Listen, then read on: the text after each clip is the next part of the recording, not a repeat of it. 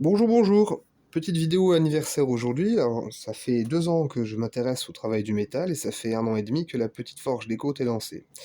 Et je me suis dit, je vais fêter ça avec panache. Et j'ai réalisé un sabre. Alors, c'est la première grande pièce comme ça que je fais. Là, on est sur un objet qui fait 70 centimètres de long, euh, avec une lame qui fait 52 centimètres. Donc, ça a été réalisé avec un acier de profilé acier. De 45 centimètres que j'ai tiré, vous voyez, j'ai légèrement courbé. J'ai forgé à chaud le tranchant aussi.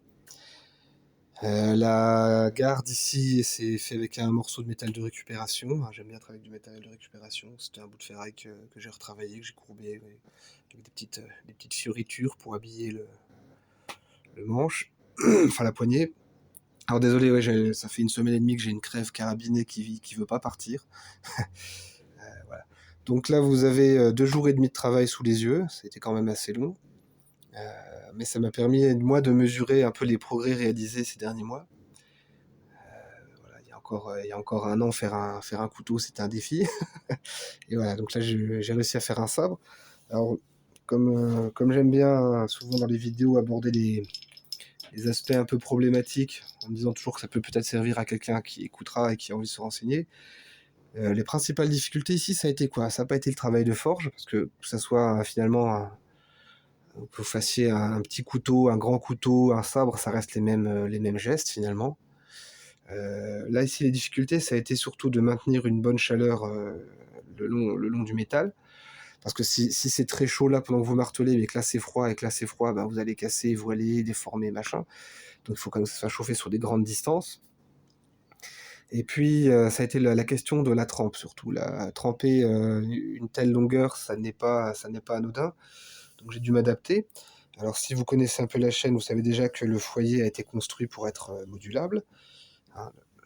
Pour mémoire, j'ai une forge à charbon avec un soufflet manuel. Et donc ici, toutes les briques réfractaires que vous voyez à l'intérieur sont modulables. Je peux les enlever, les remettre à volonté pour faire des petites cloisons, des cloisons plus larges. Et là, vous avez une brique qui est mobile que je peux enlever pour pouvoir insérer les pièces longues par là. Donc j'ai dû intégralement vider, construire une espèce de bûcher en étageant des bouts de bois en les mettant en quinconce. Et en ventilant, hein, celle-ci, j'ai dû les déceler, parce que normalement celles-ci elles étaient fixes, vous voyez, je les ai décellées pour pouvoir les enlever aussi. En ventilant avec un couvercle de boîte de seau de peinture, un gros couvercle de seau de peinture en métal, à peu près gros comme une assiette, je ventilais très rapidement pour avoir un feu puissant, des flammes qui montaient, qui chauffaient ma lame de manière homogène afin que je puisse la tremper. Parce que si votre lame, vous la trempez, qu'il y a des différences de température marquées, par exemple, je sais pas, je dis n'importe quoi, la pointe elle est jaune, le niveau central est jaune, mais près de votre soie c'est rouge, ben ça va pas être bon quoi. Il faut que ça soit homogène. Donc voilà, j'ai pu obtenir une température suffisamment élevée sur l'ensemble de la lame. Ça a été plutôt coûteux en bois du coup, hein, parce que ça a été fait pas au charbon, ça a été fait au bois. Ça a été assez gourmand comme processus, mais ça a fonctionné. Voilà. Et donc ça m'a permis de tremper. Donc la trempe, elle aussi, a nécessité un appareil spécial. Vous voyez, voilà l'appareil. Donc des boîtes de conserve évidées des deux côtés, hein, en enlevant le fond et le couvercle, le fond et le couvercle, le fond et le couvercle, maintenus les uns sur les autres à l'extérieur avec du mastic. Et j'ai mis mon huile par-dessus, simplement jusqu'à ce niveau-là. Et j'ai pu tremper ma lame à l'intérieur tranquillement. Alors, il ne faut pas hésiter à s'adapter. C'est moche, c'est pas élégant, je suis d'accord, mais ça fait le travail. Et quand vous êtes dans votre atelier, eh ben, limite, que vous travaillez avec des outils qui n'ont pas d'allure, c'est pas très grave, du moment que on obtient ce qu'on recherche à l'arrivée. Donc voilà, a été trempée avec succès. Elle est bien résistante, elle a une certaine souplesse, donc c'est plutôt cool.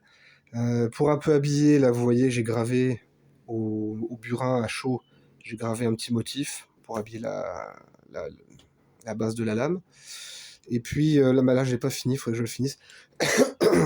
J'ai fait un petit manche en bois, moi c'était assez vite fait, parce qu'une fois encore je suis pas hyper en forme, mais voilà, un petit manche en bois avec 3 rivets en laiton, qui permettre de maintenir l'ensemble.